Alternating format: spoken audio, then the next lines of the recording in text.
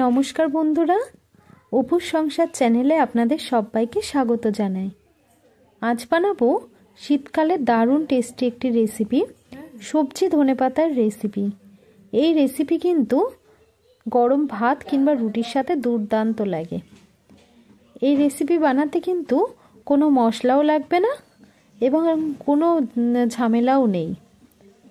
খুব সহজেই কিন্তু বানিয়ে ফেলতে পারেন এই রেসিপি।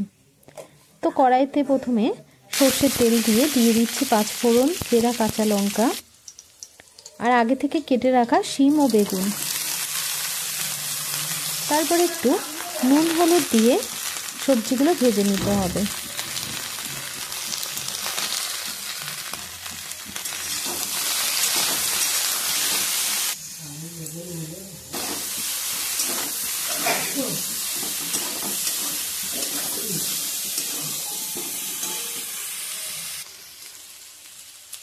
সবজিগুলো প্রায় ভাজা হয়ে আসলে তখন দিয়ে দিতে হবে ধনেপাতা।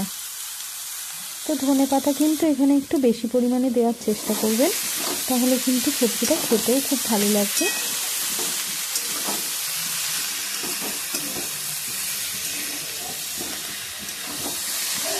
তারপর ধনেপাতাগুলো দেওয়ার পরে কিন্তু ভালো করে ভেজে নিয়ে আগের থেকে করে রাখা গরম জল দিয়ে দেব।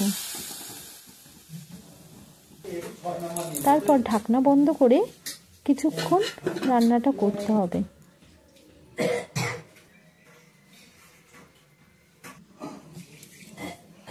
রান্নাটা প্রায় হয়ে আসলে ঢাকনা খুলে দিয়ে দেব একটু চিনি।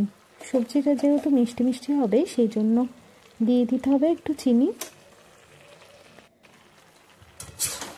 তারপর ভালো করে সবজিগুলো কিন্তু নেড়ে চেড়ে নিতে হবে। আর সবজিটা কিন্তু যেন খুব বেশি ঝোল না থাকে, যেন মাখা মাখা হয়, তাহলেই কিন্তু খুব সুন্দর লাগবে খেতে। এই রেসিপি কিন্তু সত্যি দারুণ স্বাদের রেসিপি হয়। তো আজকের রেসিপি আপনাদের কেমন লাগলো?